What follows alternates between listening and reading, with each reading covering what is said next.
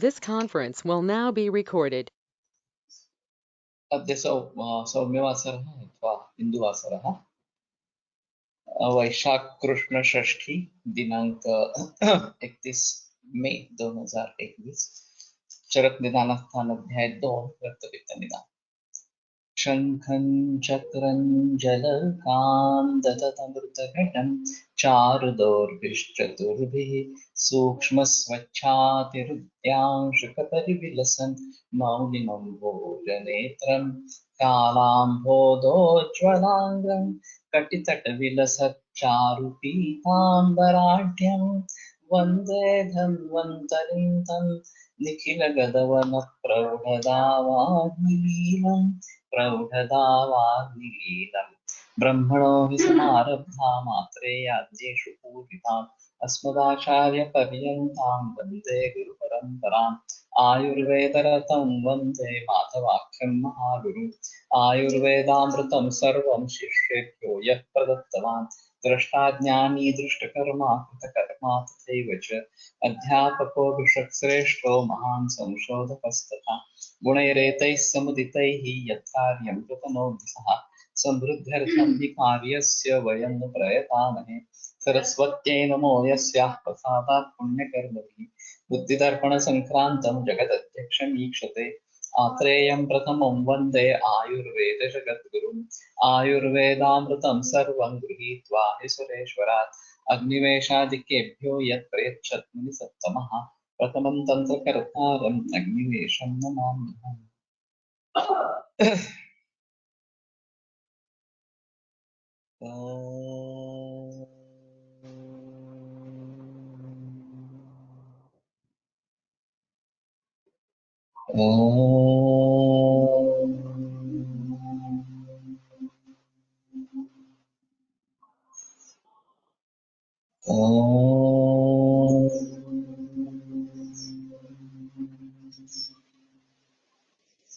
ओम शांति शांति शांति।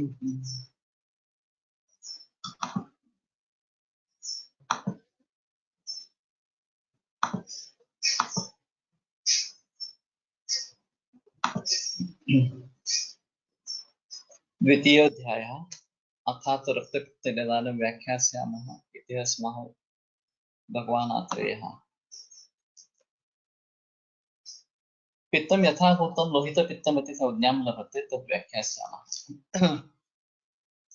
यथाभूतं पित्तं लोहितपित्तमिति संज्ञां लभते तर्हि वास्तवतः इदं पित्तमेव यत् रक्तसदृशं प्रतिभाति अतः तस्य लोहितपित्तं रक्तपित्तमिति संज्ञा प्राप्यते। तत् यथा भवति तथा अनुव्याख्यास्यामः तथा तदनुव्याख्यास्यामः इति फलितार्थः। तो जिस प्रकार के पित्त को रक्तपित्त या लोहित पित्त ये संज्ञा प्राप्त होती है वो हम बताते हैं।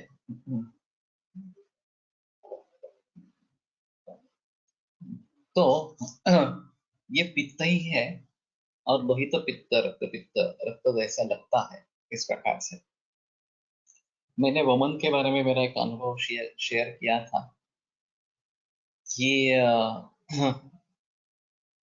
वमन दे रहा था और रक्त दर्शन होने लगा तो मैं घबरा गया क्योंकि मैं पहली केस थी जिसमें रक्त दर्शन हुआ था।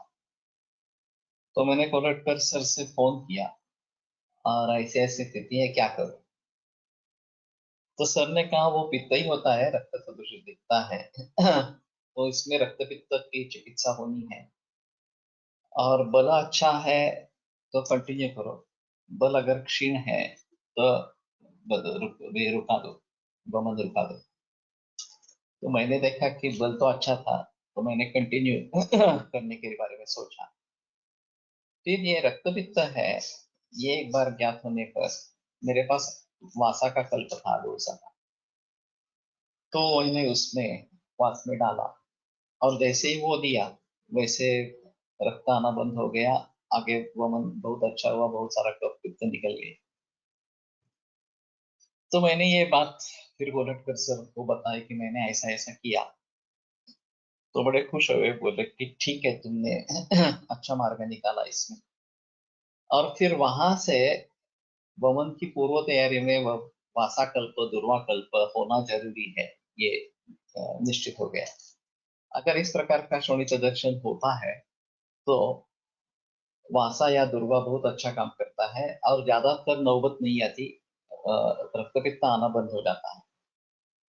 फिर भी एक दो मरीज मुझे ऐसे मिले कि जिसमें ये रुका नहीं और फिर मुझे वमन रोकना पड़ा।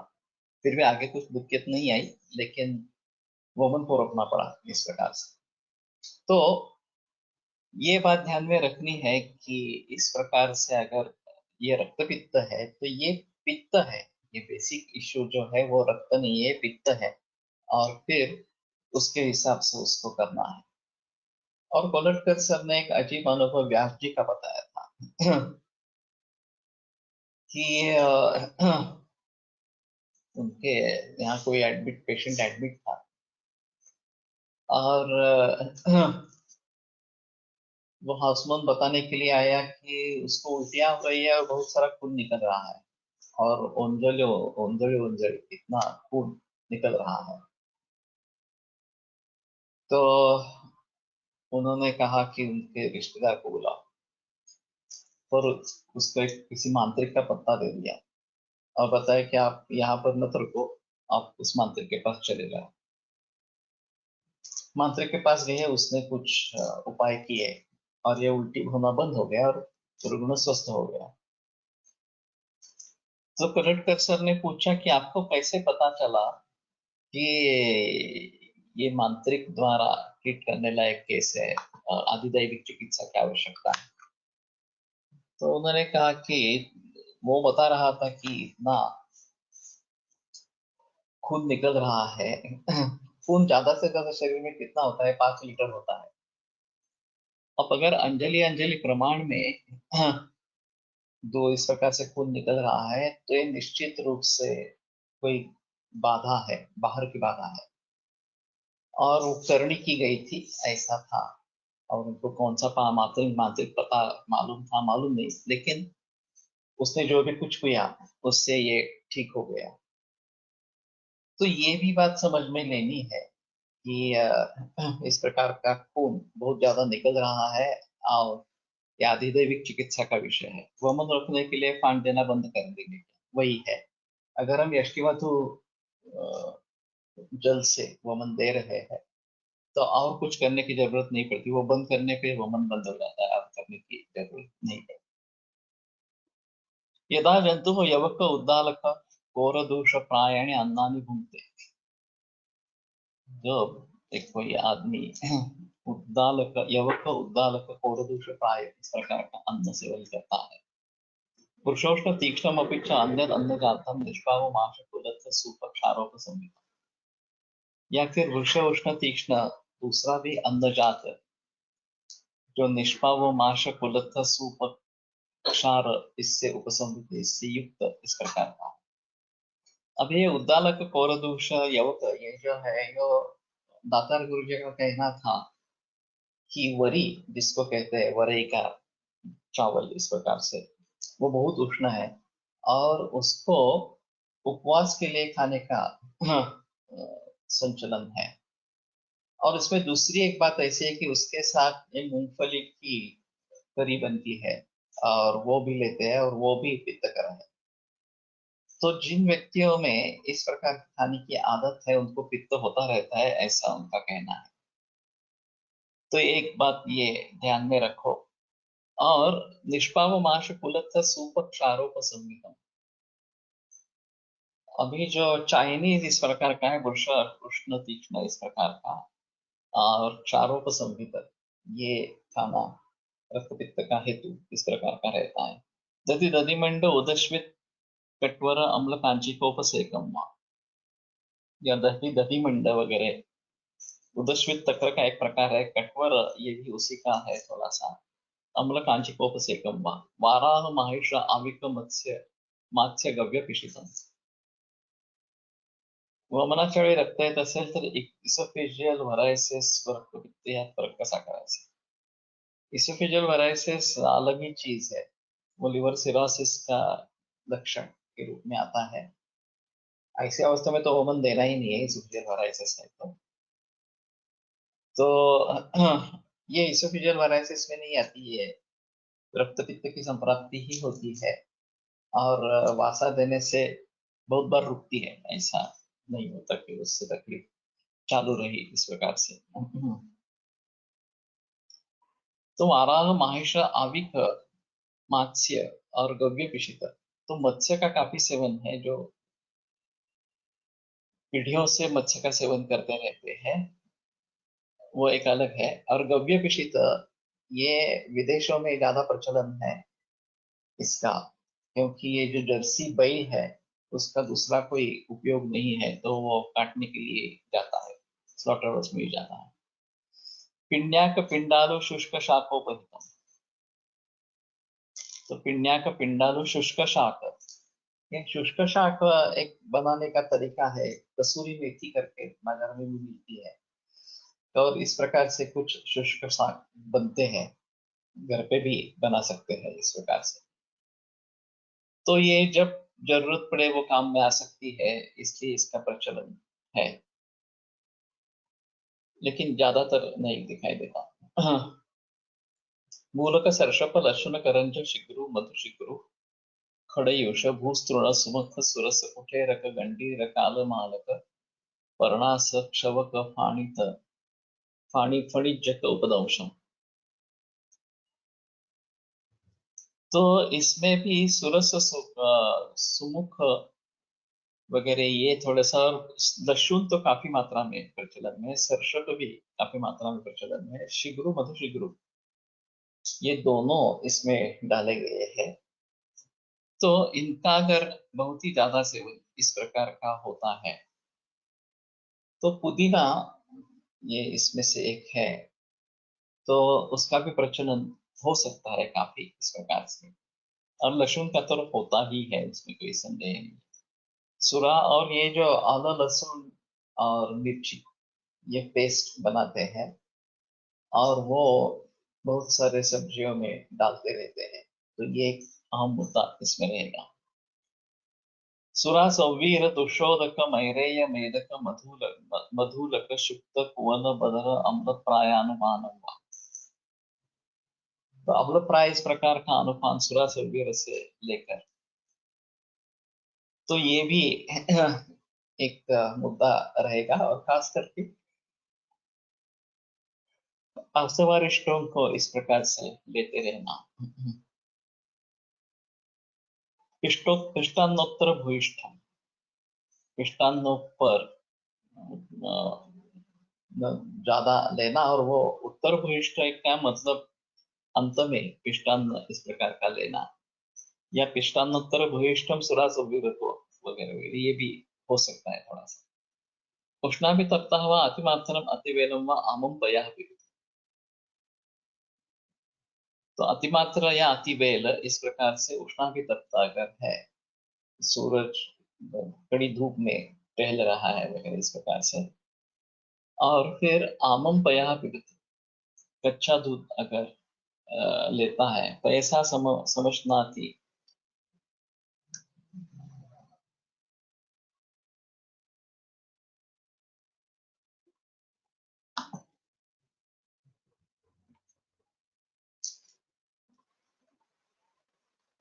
रोहिणीकम काणकपोतम व सर्षपतैल क्षार सिद्धम। तो रोहिणी जो मत्स्य है वो दूध के साथ लेता है, काणकपोत व सर्षपतैल क्षार सिद्धम, और सर्षपतैल क्षार सिद्ध काणकपोत, इसमें एक उष्णाभितप्त से जल प्रवेशात, ये भी एक हेतु बताया गया है। और अभी जो पिक्चर्स में दिखाते हैं कि सनबाथ लेते हैं लोग, और उसके बाद में तुरंत तालाब में डूबी लेते हैं, तो ये भी गलत इस प्रकार का है। कुलत्थ पिंड्याक जाम्बव कुल दकुच पक्वैः शक्तिकैर्वास क्षीरम पिबति उष्णाभितप्तः। तो उष्णाभितप्त होने पर ये इस प्रकार से दूध लेना ये निषिद्ध इस प्रकार का बताया गया है। तो हमारे यहाँ गुड़ और पानी देने की प्रथा है, वो ज्यादा अच्छी है।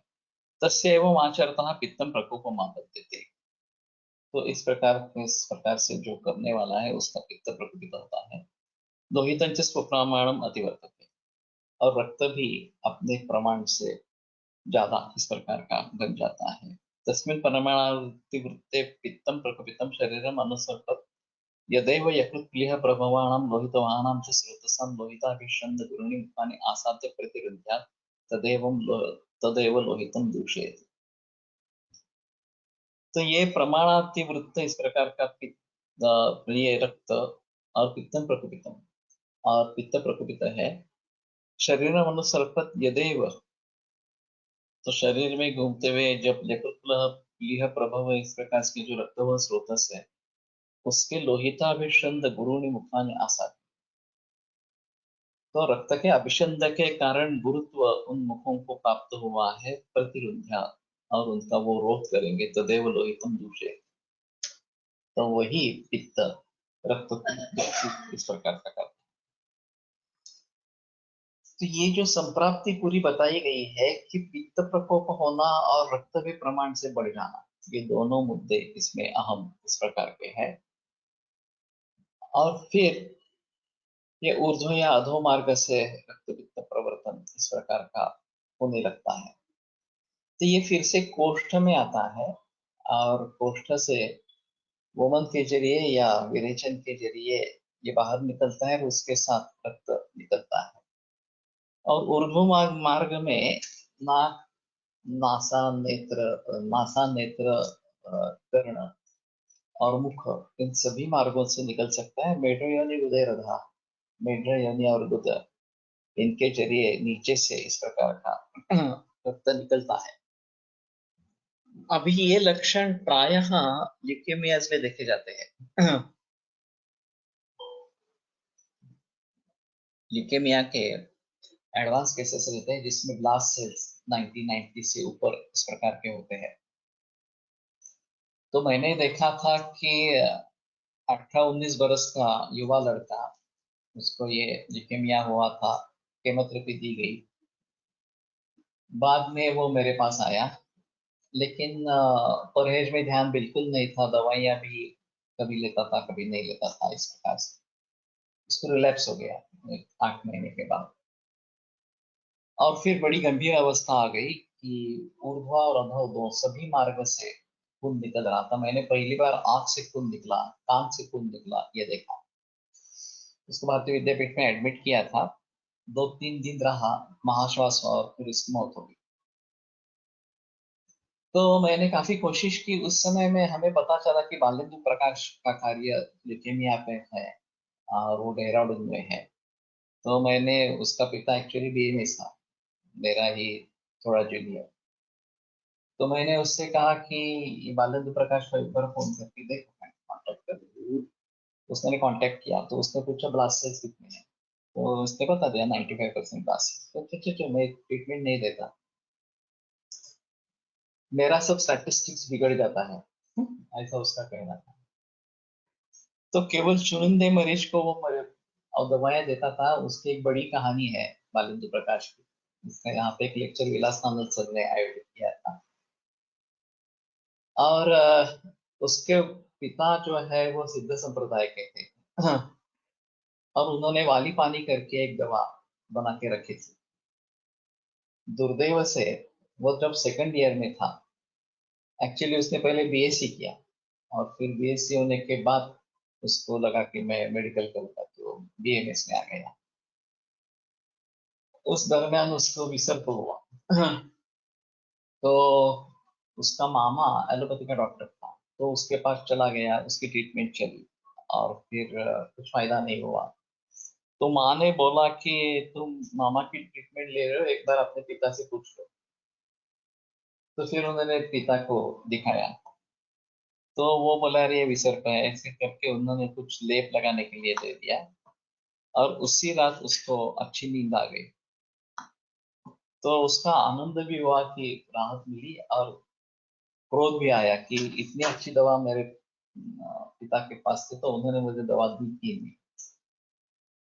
तो उन्होंने जाकर पिता को कहा कि हाँ मुझे आपकी दवा से अच्छा है, लेकिन आपको अगर इतनी बड़ी अच्छी दवा मालूम थी तो आपने दवा क्यों नहीं दी?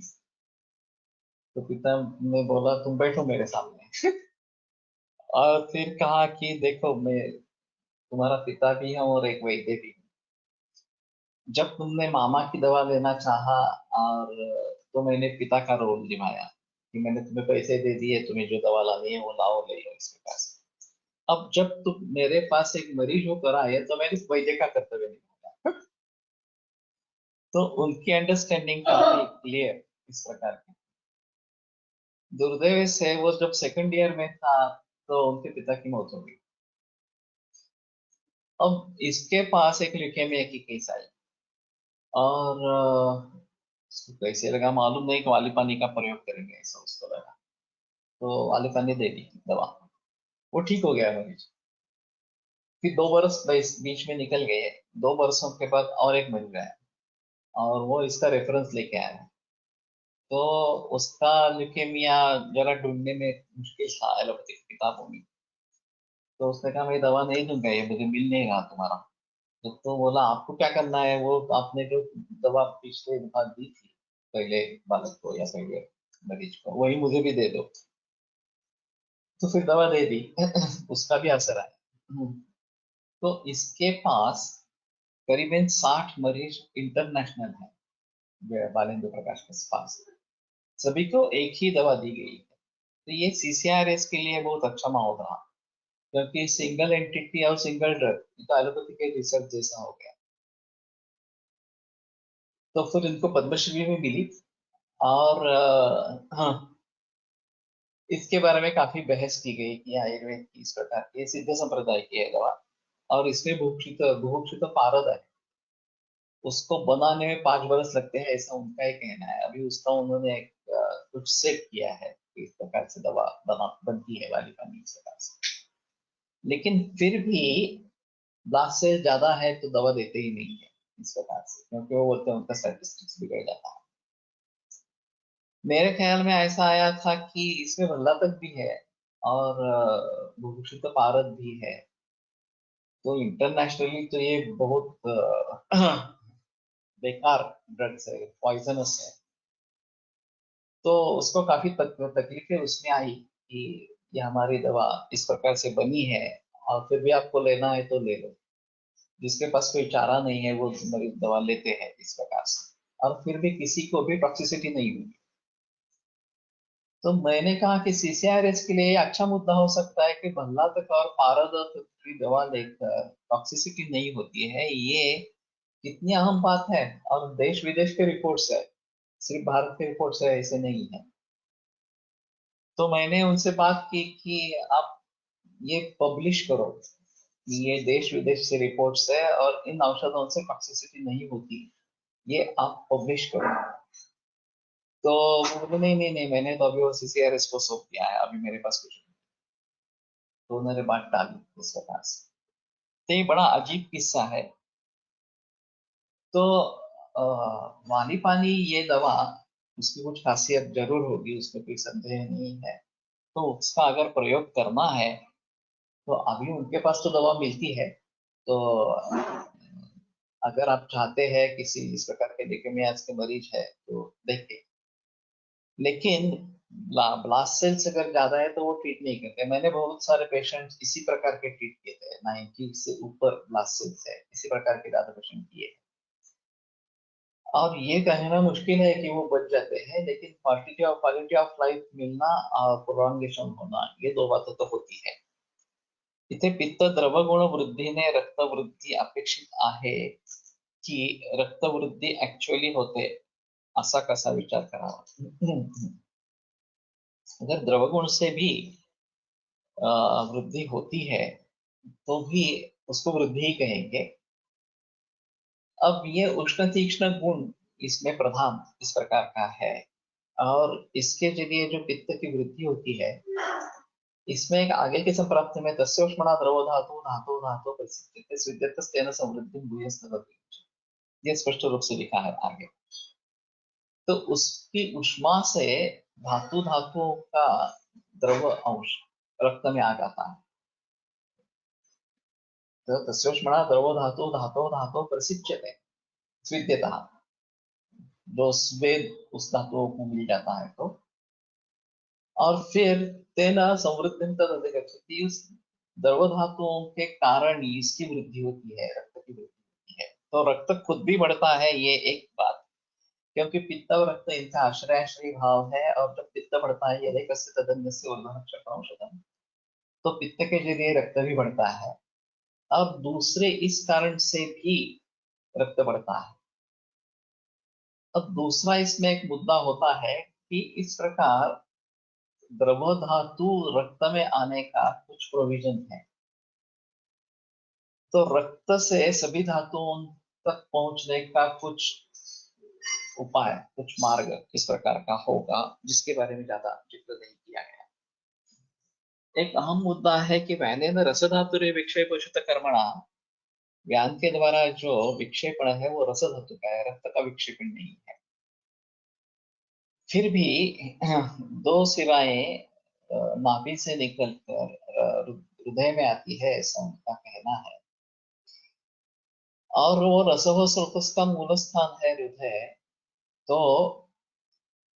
रस भी वहां पे आता है, और रस रक्त मिश्र होकर पूरे शरीर में फैलता है, ऐसा कुछ इंटीग्रेटेड लोग बताते रहते हैं। लेकिन रक्त इस तरीके से सभी धातुओं तक पहुंचता है, और उसकी ऊष्मा से धातु पिघल जाते हैं, द्रव रूप हो जाते हैं, और वो रक्त में समा जाते हैं। ये एक अहम मुद्दा इसमें निकलता है। तो इसका ये भी मतलब होगा कि रक्त के जरिए भी धातुओं तक पहुंचना पॉसिबल है। और अभी एलोपैथी तो वही मानती है कि ब्लड सर्कुलेशन जो होता है वो ब्लड सर्कुलेशन है, उनके हिसाब में ये रस का नहीं है। फिर भी ये स्थानिक कैसे हो सकता है? रक्त दृष्टि जब बताते हैं तो उसमें रक्त मोक्षण, रक्त दृष्टि में रक्त मोक्षण एक चिकित्सा बताई गई कि रक्त पित्त में कभी भी रक्त मोक्षण का निर्देश नहीं है, रक्त बढ़ा है, फिर भी प्रतिमार्गन चारणम रक्त पित्ते विधीयते, एक खासियत रक्त पित्त में। तो रक्त की बढ़ोतरी हुई है तो भी इस प्रकार से रक्त मोक्षण नहीं करना है, वहां पे कहीं रक्त मोक्षण की चिकित्सा नहीं बताई गई है। दूसरी जगह ब्लड प्रेशर में मैंने एक व्याख्यान महीने या बरस पहले दिया था, ब्लड प्रेशर के बारे में विस्तार से व्याख्यान दिया था। तो उसमें तीन भाव सोचने लायक इस प्रकार के हैं, एक तो सिरा, दूसरा रक्त, और तीसरा वायु, उसके पीछे जो फोर्स है वो।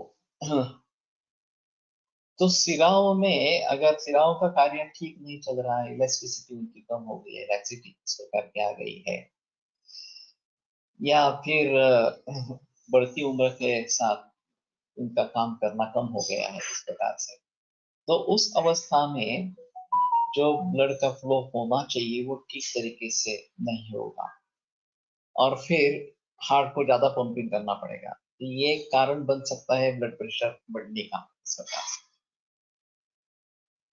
दूसरी चीज ऐसी है कि अगर रक्त प्रमाण से बढ़ गया है तो फिर उसको फेंकना के लिए और ज्यादा शक्ति इस प्रकार की लगती है, और इसलिए ब्लड प्रेशर बढ़ जाता है। ये दोषों से भी दुष्ट होता है रक्त, वात पित्त कफ इस प्रकार से। और फिर रक्त मोक्षण में ये क्लियरली दिखाई देता है कि किस दोष की दृष्टि है, तो उस अवस्था में रक्त मोक्षण से फायदा होता है।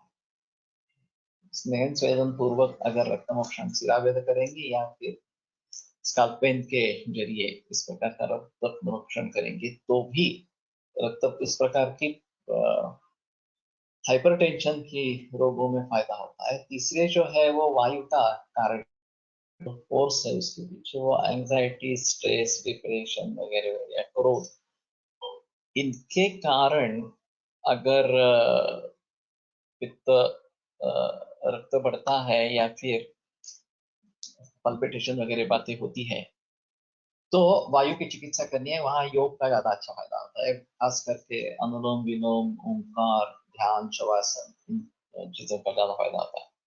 यकृत वृद्धि, लिव्हर पॉलिप हे असेच बाहेरून पडलेल्या रक्तपित्ताचे स्वरूप असावे का?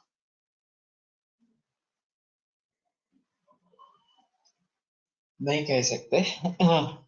जैसे ये शोणितम व रसादिभ्य विवृद्धम व विवर्धयेत्, ये प्लीहा के बारे में बताया गया है कि प्लीहा वृद्धि इस प्रकार की होता है, और यकृत अभी च्युतम, उसी प्रकार से जैसे प्लीहा उदर में होता है वैसे ही अपने स्थान से भ्रष्ट यकृत, ये वृद्धि इस प्रकार की उसकी होती है, ये बात बताई गई। और खास करके सीसीएफ में ये देखा जाता है कि हाइपरट्रॉफी होती है लीवर की और वो नीचे आ जाता है। पूरी हाइपरट्रॉफी ही है ऐसा ऐसा नहीं है। हृदय हृदय हृदरोग से उसका उल्टा प्रेशर फुफ्फुस पर आ जाता है, और उसका उल्टा प्रेशर लिवर पे आ जाता है, और लिवर लिवर की डिस्प्लेसमेंट होती है थोड़ी सी नीचे इस प्रकार से। लेकिन वृद्धि भी हो सकती है, ये दोनों बातें हैं। और शोणितम व रसादिभ्यो विवृद्धम तम विवर्धयेत्, तो रस आदि से बढ़ा हुआ रक्त इस प्रकार से प्लीहा को बढ़ावा देता है। तो आदि से इसमें चक्रपाणि दत्त ने स्पष्ट किया है कि मांस वगैरह जो अगले धातु है उससे भी रक्त बढ़ता है,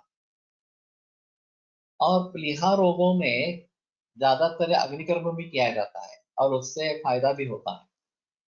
तो अग्निकर्म वास्तव में मांस की चिकित्सा है, वो तो रक्त चिकित्सा है नहीं। प्लीहा रक्त व फोकस का मूल स्थान है, तो अग्निकर्म कहाँ से कैसे आया? तो इस प्रकार से मांस की वृद्धि होकर रक्त वृद्धि हुई है और फिर उससे प्लीहा बढ़ी है, तो ये इस प्रकार की चिकित्सा हो सकती है। और मैंने नॉन हॉजकिन लिम्फोमा की एक केस बता दी NHL, जिसमें स्टोनी हार्ट इस प्रकार की यकृत प्लीहा वृद्धि थी। तो पलटकर सर का कहना था ये अस्थि धातु का विमार्गगमन, शोणितम व रसादिभ्यो, इसमें अस्थि धातु भी आ गया। और फिर अस्थि धातु के बढ़ने के कारण ये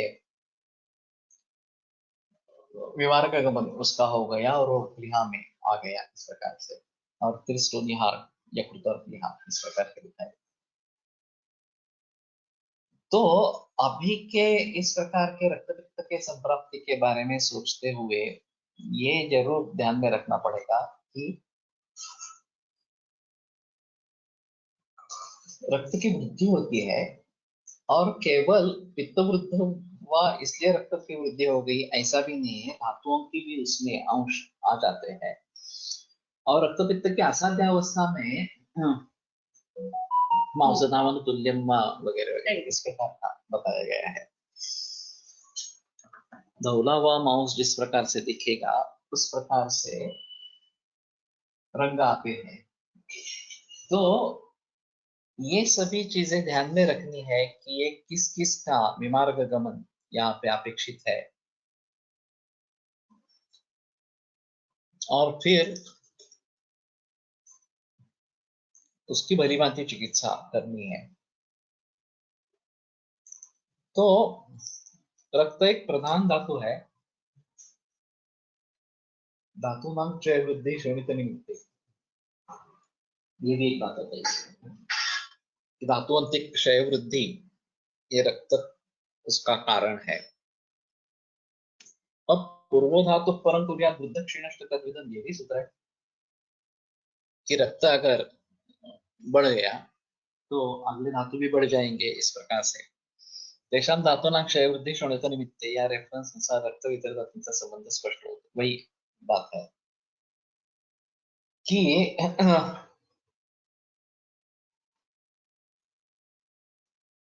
रक्त बढ़ गया, अगले धातु बढ़ गए, उसमें द्रवत्व आ गया, और वो द्रवत्व के कारण उसके अंश रक्त में आ गए और फिर से रक्त बढ़ गया। तो ये एक दूसरे पर निर्भर होना, ये बात इसमें हो सकती है। और फिर उसको अलग से सोचना है। दूसरी एक बात अभी जो ध्यान देनी पड़ती है वो एस्पिरिन का प्रयोग। जैसे ही एस्पिरिन को एंटीकोएगुलेंट एक्टिविटी है ये पता चला, तो हृदरोग में उसका प्रयोग शुरू हो गया। और अभी IIT के सभी मरीज को एस्पिरिन दिया ही जाता है।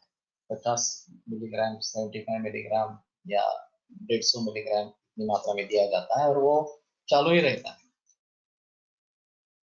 तो इसमें ये देखना जरूरी है कि ब्लड की विस्कोसिटी बढ़ी है या नहीं।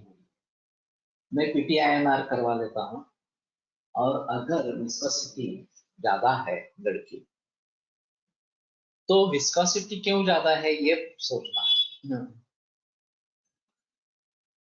उसका मुख्य कारण आम और कफ और मेद ये हो सकते हैं। तो वो कैसे ट्रीट करेंगे उसके बारे में सोचना है, रक्त प्रसादन करना है। तो फिर आईएनआर ठीक हो जाए तो ये एस्पिरिन देना बंद करना पड़ता है। अभी गर्भिणियों में भी एस्पिरिन दिया जाता है। ये तो उष्ण तीक्ष्ण इस प्रकार की दवा है, ये कैसे प्रचलन में आ गई? ब्लड फ्लो सुधारने के लिए, गर्भाशय के लिए ब्लड फ्लो सुधारना है, इसलिए एस्पिरिन देना आरंभ हो गया। और एस्पिरिन से रक्तपित्त की संप्राप्ति होकर रक्त छर्दी होना या सेरेब्रल हेमरेज होकर मूर्छा हो जाना ये भी दिखता है। अब उसका निदान मूर्छा करे और यदा तो रक्तवाहिनी रक्त संज्ञा वहां निश्चय सूत्र के अनुसार मनोमूर्छाए संन्यासस इस प्रकार से उनका विचार करें, या फिर रक्तपित्त मानकर आभ्यंतर रक्तपित्त, ये कुछ लोग अभी मानल सर वगैरह भी इस प्रकार से कुछ विचार करते थे। रेटाइनोपैथी हो गई और भीतर रक्तस्राव हुआ, नेत्र के भीतर रक्तस्राव हुआ, तो उसको रक्तपित्त समझकर उसकी ट्रीटमेंट करनी है, ये भी कुछ लोगों ने किया है। और ज्यादातर उसका निदान हमारे हिसाब में तो तिमिर हो जाता है। वहाँ अम्ल सेवन ज्यादा है तो अम्लादूषित इस प्रकार का होता है, तो उसको तिमिर की या अम्लादूषित की चिकित्सा करनी पड़ती है। और इसमें रक्तमोक्षण है, तिमिर में रक्तमोक्षण बताया गया है, लेकिन हमारा निदान अगर रक्तपित्त आभ्यंतर रक्तपित्त है तो हम इस प्रकार से जलों का अवचरण कैसे करेंगे या रक्तमोक्षण कैसे करेंगे? तो हमारे हिसाब में अगर हमारा निदान मूर्छा है, तिमिर है, तो उसी के हिसाब से चलना ज्यादा बेहतर इस प्रकार का है। अभी एक काफी कंट्रोवर्शियल इस प्रकार की बातें हैं और बुजुर्ग वैद्यों ने उसके बारे में अपनी अपनी राय अलग तरीके से बताई है।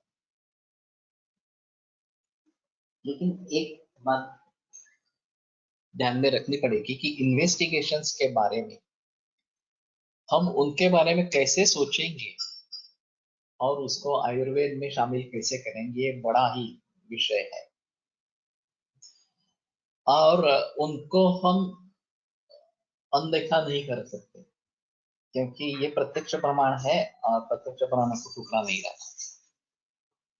तो लेकिन उसका विचार कैसे करना है, जैसे हमारा अगर डायग्नोसिस होता है तिमिर है या अम्लादूषित है या मूर्छा है, तो वही डायग्नोसिस हमारे लिए सही है। उसके हिसाब से उसके कारण वगैरह ढूंढो, संप्राप्ति के बारे में जान लो और फिर उसके बारे में चिकित्सा करो। ये सबसे अहम मुद्दा इस प्रकार का है। लेकिन यहाँ जिसमें इस प्रकार का मार्ग निकल नहीं रहा है तो उसमें क्या सोचेंगे? वैसे कि मैं ल्यूकेमियाज में मैंने कहा कि इतना रक्तस्राव होता हुआ मैंने देखा है, तो इसको रोकेंगे कैसे? इस प्रकार के रक्तपित्त की संप्राप्ति में इसको रोकेंगे कैसे? कोलटकर सर ने नाहा जोशी सर की एक केस बताई थी। दो छोटे लड़के थे, एक 9 बरस का और एक 11 बरस का, ऐसा कुछ, और पूरे बदन से खून निकल रहा।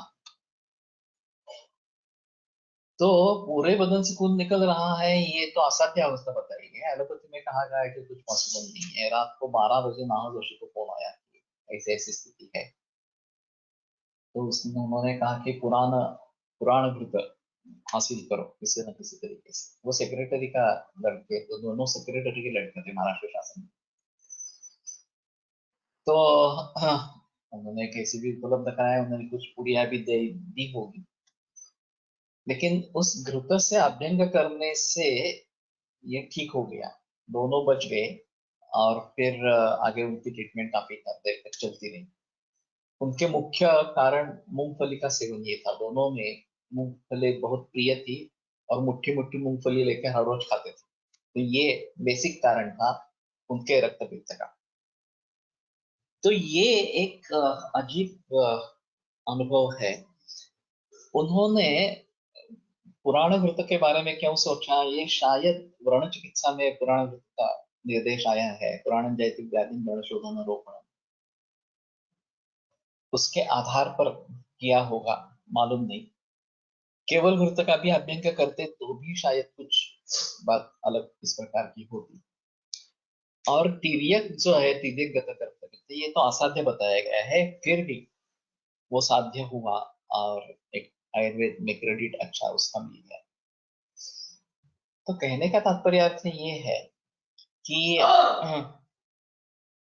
कैसी क्या संप्राप्ति है ये देखना, और कैसे कारण है ये देखना, और फिर उसके मुताबिक उस चिकित्सा कर पाना, संप्राप्ति को अच्छी तरीके से जज कर पाना और देना। तो अभी एस्पिरिन लेने वाले बहुत लोग रहते हैं, तो मैं इनको सुझाव देता हूँ कि बिटिया एनआर करवाओ, और अगर विस्कोसिटी ज्यादा है तो चालू रखेंगे, लेकिन ये कफो में आम का विचार करेंगे। और बिटिया एनआर एक बार नॉर्मल हो जाए तो फिर एस्पिरिन कम करते जाएंगे और बंद करवाएंगे। तो ये तो पूरा मैकेनिकल अप्रोच है कि आईएसडी है तो एस्पिरिन देना है, देखना ही नहीं है कि विस्कोसिटी क्यों बढ़ी है। ये एलोपैथी में कार्य कारण भाव देखना ये भूल ही गए हैं। केवल सिम्टोमेटिक रिलीफ हो गया, एस्पिरिन दे दिया और फिर आईएसडी से बच गए, तो ठीक है, बस हमारे लिए वही काफी है, इसी प्रकार से सोचते हैं। तो इनके बारे में अभी थोड़ा सा सोचना पड़ेगा। और भी कोई दवाइयां जिस इस प्रकार की आदत होती कि जो उष्ण तीक्ष्ण इस प्रकार की है, तो ये मुसीबत आ सकती है। कटु रस सेवन करने वाले बहुत लोग होते हैं, मिर्च या लहसुन या मिरे, ये जो मरीच है, ये खाने वाले लोग होते हैं। और फिर और विशेषतः वराह देश में, नागपुर वर्धा वगैरह इस साइड में, विदर्भ में बहुत तीखा खाते हैं, तो इनमें ये होने की संभावना ज्यादा इस प्रकार की रहती है। यहाँ पे अम्ल का निर्देश है, आस्वारिष्ट वगैरह इन सभी का। और मद्यपान में तो ये देखा ही जाता है, लेकिन उसका निदान लिवर सिरोसिस और फिर इसोफेजियल वायरसेस और उसके जरिए यकृत की उल्टी होना ये दिखाई देता है। सोनोग्राफी से पता चलता है कि लिवर सिरोसिस है, हिस्ट्री में मद्यपान की हिस्ट्री मिलती है। तो इन सभी के बारे में जानकारी लेनी है। और आज का जो मद्यपान है, विस्की रम वगैरह, ये तो प्योर अल्कोहल है। और पुराने जमाने में जो इस प्रकार का मद्य का निर्देश है वो आस्वादिष्ट तरीके का निर्देश जाता है। और दूसरा जो आज मद्यपान मिलता है वो हाथ भट्टी है, वो तो और बेकार इस प्रकार की है। तो उनके बारे में कैसे समझना है, उनके गुणधर्मों के बारे में कैसे समझना है, ये एक अहम समस्या है। और ये इस प्रकार से मद्यपान करते हैं और उतना अच्छा खाना अगर नहीं है तो फिर ये निश्चित रूप से रक्तपित्त की ओर लेके जाता है।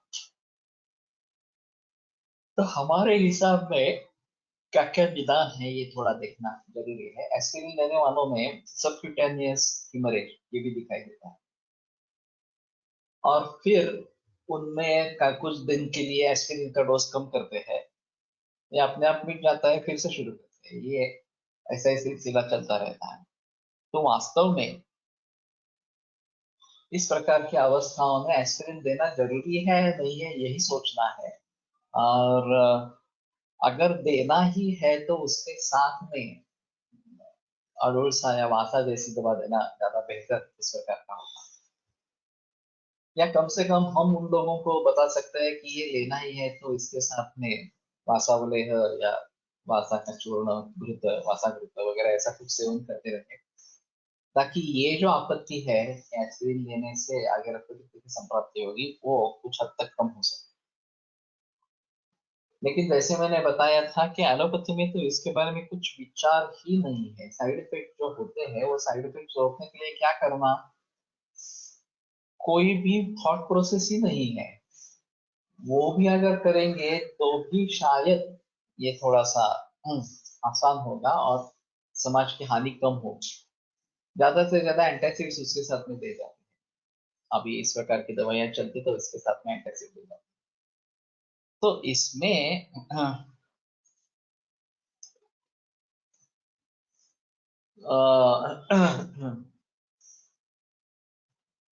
रक्त पित्त की संप्राप्ति को भंग करने का सामर्थ्य है या नहीं है, ये अम्ल पित्त की संप्राप्ति को शायद भंग करेंगे या उसको दबा देंगे, लक्षण व्यक्त नहीं होगा अम्ल पित्त।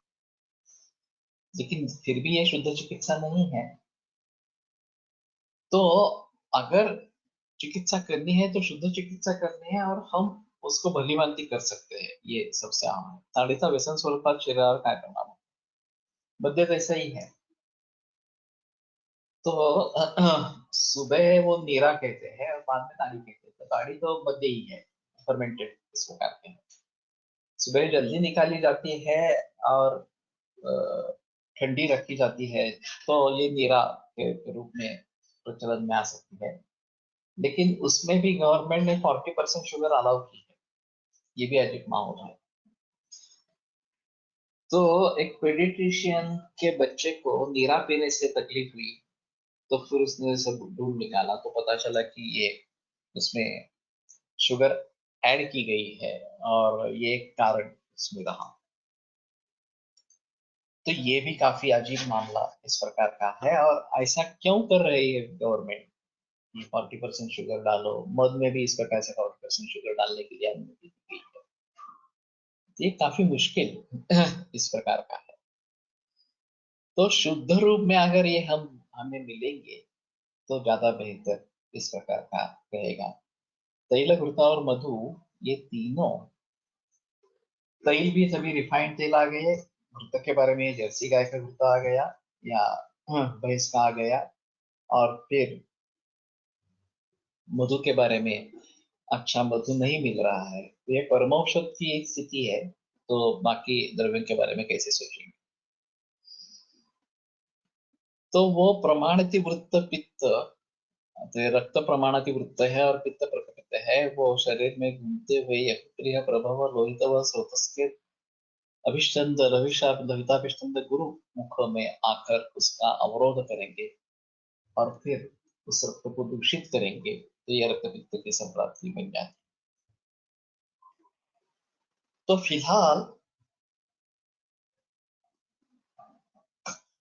एक अहम मुद्दा रहेगा कि अगर सेरेब्रल हिमोरेज हुआ है, गैस्ट्रिक हिमोरेज है तो ठीक है, हम रक्त पित्त मान सकते हैं। लेकिन सेरेब्रल हिमोरेज है और उसके कारण मूर्छा है, रेटाइनल हिमोरेज है और उसके कारण तिमिर जैसे लक्षण दिख रहे हैं, तो उनका हमारा निदान मूर्छा या तिमिर रहेगा या रक्त पित्त करेंगे, ये एक अहम मुद्दा इसमें रहेगा।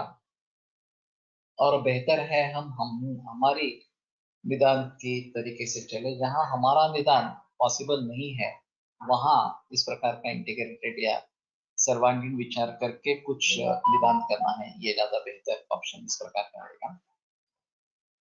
और हीमोफीलिया के मरीज भी मिलते हैं। फैक्टर कौन सा कम होता है और उस फैक्टर जब तक देते नहीं है तब तक ब्लीडिंग चालू रहता है। ये भी ब्लीडिंग डिसऑर्डर में इस प्रकार से आते हैं, उसके भी मरीज आते रहते हैं। क्योंकि एक बार वो फैक्टर कम हो गया और ब्लीडिंग शुरू हो गया, तो जब तक फैक्टर नहीं देते हैं तब तक ये होता रहता है ब्लीडिंग। तो जनरली उनके पास हेमेटोलॉजिस्ट का नंबर रहता है, तो तुरंत कांटेक्ट कर लेते हैं, वो भी दे देता है फैक्टर क्यों कम हुआ है इस प्रकार से। लेकिन ये मूल रूप से उसकी चिकित्सा नहीं है। तो मूल रूप से ये फैक्टर क्यों है उसके शरीर में, ये ज्यादातर संबंध गर्भिणी अवस्था से होता है, गर्भावस्था से होता है। तो फिर उसमें जो कषाय है, मासानुमासिक कषाय, उनके साथ ये फलगुरुत का प्रयोग करना है और गर्भपाल रस का प्रयोग करना है। तो अभी मैं इस प्रकार से करता हूँ कि गर्भपाल रस 2 महीने बताए गए होंगे, उसमें 2 महीनों का कल्प, या फिर तीसरा और सातवां व्यक्ति भवती मासे से तृतीय गात्र पंचकम, तीसरे से अभिव्यक्ति होती है सर्व सूक्ष्मांग जन्मचर, और सर्वे सर्वांग संपूर्ण भावे पुष्यति सप्तमे, सप्तम मास में सभी भावों की परिपूर्ति इस प्रकार की होती है, पुष्टि होती है। तो तृतीय का और सप्तम मास का कल्प साथ में देना, ये मैं करता हूँ। और काफी इस प्रकार के कंजेनाइटल डिसऑर्डर्स जो है उनमें इससे काफी अच्छा फायदा इस प्रकार का होता है। तो उस तरीके से हमें सोचना पड़ेगा। और जिनमें क्रोध वगैरह इस प्रकार के भाव ज्यादा है उनके बारे में ये शीतली चित्कारी प्राणायाम और चंद्रवेदी इस प्रकार का प्राणायाम, ये अगर हम करेंगे तो शायद उसका परिणाम थोड़ा निकलेगा, अच्छा होगा और इस संप्राप्ति का भंग हो सकता है। असे मासानुमास कल्प किती दिवस जाते, बहुत दिन मैं देता रहता हूँ। हाँ, जब तक लक्षणों में उपशम अच्छी तरीके से नहीं आता तब तो देना है। और लक्षणों में उपशम होने के बाद भी 3-4 महीने तक चालू रख सकते हैं, फिर बंद कर देंगे, चलेगा। लेकिन हृदरोग ही आते हैं इस प्रकार से, कंजेनाइटल हार्ट डिसीज या फिर ये होल ठीक नहीं हुआ सेप्टल डिफेक्ट ये जो है, तो इसमें काफी दिन तक ये चलता रहता है ऐसा।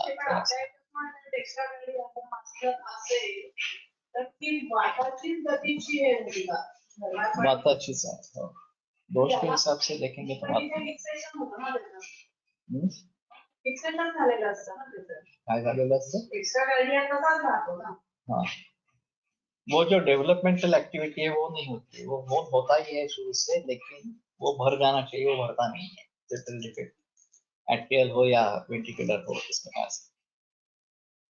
In hemophilia patient, joint swelling is more observed in one of my patients. They give factor 8 transfusions. Transfusion 8 will subside. तो यही बात है कि सिम्टोमेटिक रिलीफ उसमें इस फैक्टर देने से तुरंत आ जाता है। लेकिन ये अगर जुड़वों में सूजन इस प्रकार की हो रही है तो अंतसंदेहगत संधि चूर्णाटोपो करोति, इस प्रकार की संप्राप्ति को ध्यान में रखते हुए वातव्याधि की चिकित्सा भी उसके साथ में होनी है। और फैक्टर का जो है वो तो गर्भावस्था से चलता है, तो उसके साथ में गर्भपात रस वगैरह इस प्रकार से देने हैं, तो ये कर सकते हैं। त्यावेळी औष्ण्यात चिरेण रक्तामध्ये औष्ण स्वभावता अधिक असल्याने ब्लीडिंग जास्त होते हैं, असा विचार होमिओपॅथी सारख्या केसेस मध्ये करता येईल का? ये त्यावेळी औष्ण्यात चिरेण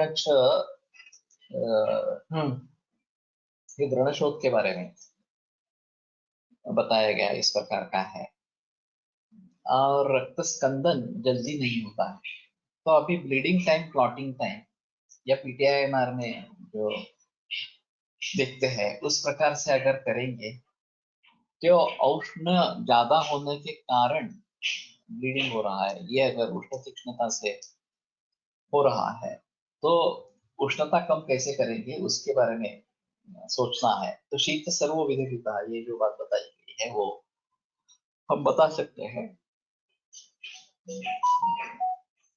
लेकिन ऐसी अगर स्थिति है कि फैक्टर ही नहीं है और उसकी आपूर्ति के बिना नहीं होता है तो फैक्टर देना ये तात्कालिक लाभदायक है, लेकिन मूल रूप से सुधार होने के लिए गर्भपाल और मासानुमासिक कल्प देना ज्यादा बेहतर है। कंजेनाइटल हार्ट डिसीज मध्ये स्तन्य हे चिकित्सा म्हणून वापरू शकतो का? वैसे स्तन्यपान तो होता ही रहता है इन मरीजों में, जब बहुत ही छोटे होते हैं तो डेढ़ बरस स्तन्य सत्य नाही, गुटीच्या ह्याच्यामध्ये जर असं काही उदाहरण नसतं किंवा बाहेरचं दूध देत असतील तर त्याच्यामध्ये हे करून असलं तर काही जास्त उपयोग तर शिरसिद्धच जाईल त्याला। तो केवल स्तन्यपान से दुरुस्त होते हैं ऐसे तो नहीं है, उसमें दवाइयों का कुछ प्रयोग करेंगे तो शायद बात बनती है। जब बहुत ही छोटे बालक है तो जनरली छोटे बालकों को दवाइयां जो दी जाती है वो स्तन्य के साथ ही दी जाती है, उसी में घिस कर दवाइयां देना यह प्रचलन में है। लेकिन सिर्फ उसी से बात इस प्रकार से नहीं बनेगी, उसमें दवाइयों का भी प्रयोग होना जरूरी इस प्रकार से रहेगा। और वो किस तरीके से करेंगे ये अलग बात इस प्रकार की रहेगी।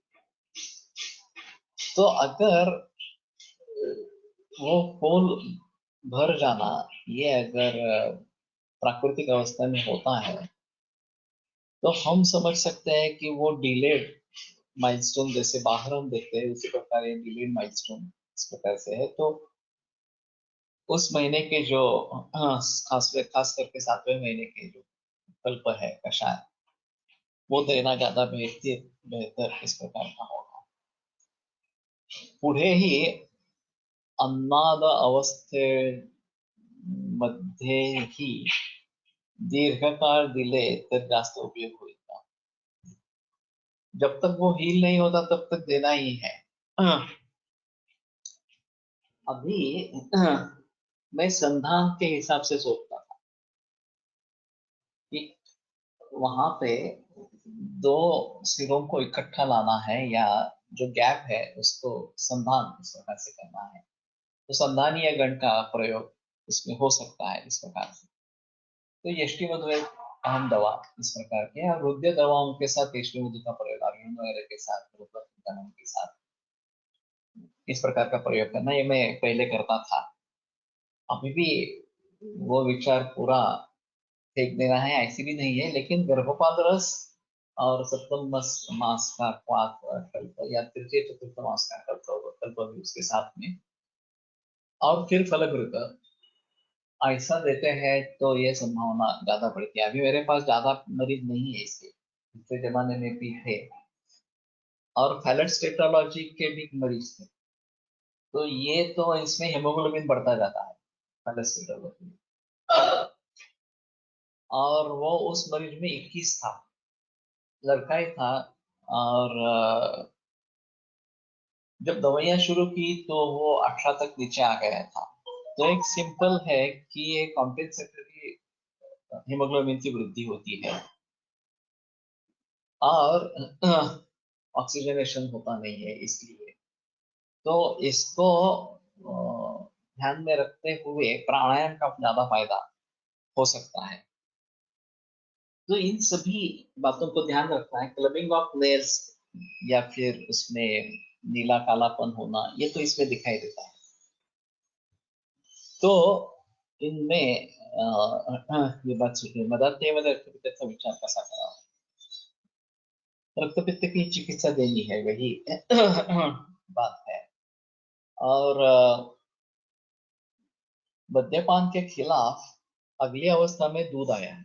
वैसे अगर लिवर सिरोसिस है और दातोदकावस्था है, कामला है, उदर है, तो दूध पे ही रखना है। तो इन सभी के बारे में सोचना है। मिल्क बैंक से स्तन्य लेकर उसके साथ औषधि दे क्या, बाद में भी अन्नाद अवस्था में ज्यादा असरदार होगा। लेकिन अगर माता का खुद का दूध आ रहा है तो मिल्क बैंक से लेने का कोई मतलब नहीं है। अगर माँ का दूध कम है नहीं है तो मिल्क बैंक के बारे में सोच सकते हैं। और फिर भी हमारे यहाँ दाई का निर्देश है, तो मिल्क बैंक अगर दूध उपलब्ध नहीं है तो मिल्क बैंक से दूध देना ज्यादा बेहतर है फॉर्म फीड देने के बजाय। अब ये मालूम नहीं कि मिल्क बैंक से आसानी से दूध मिलता है या नहीं मिलता है, और वो रेफ्रिजरेटेड है, बहुत काल तक रखा हुआ इस प्रकार का है, तो उसके बदले में ये बकरी का दूध देना ज्यादा बेहतर है। तो ये बेहतर ऑप्शन इस प्रकार का है। ठीक है, आगे चल बोलेंगे। आयुर्वेद प्रकांडो निगदित इह शल्यतंत्र प्रधानः शिष्येभ्यः शाश्वतोऽयं निखिलजनकृपा व्याप्तचित्तेन येन आयुर्वेदस्य वाञ्छन् पुनरपि भुवने काञ्च सुष्ठु प्रतिष्ठां श्रेष्ठं धन्वन्तरिं तं प्रणमति च सदा वैद्यवर्गो निम्नम् वैद्यवर्गो निम्नम्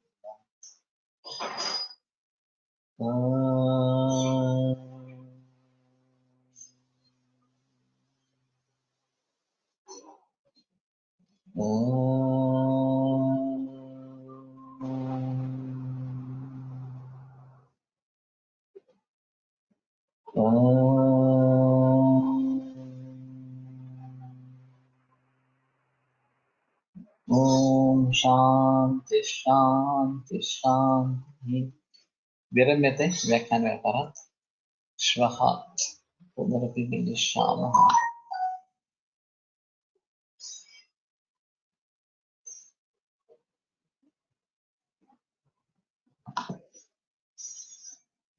जय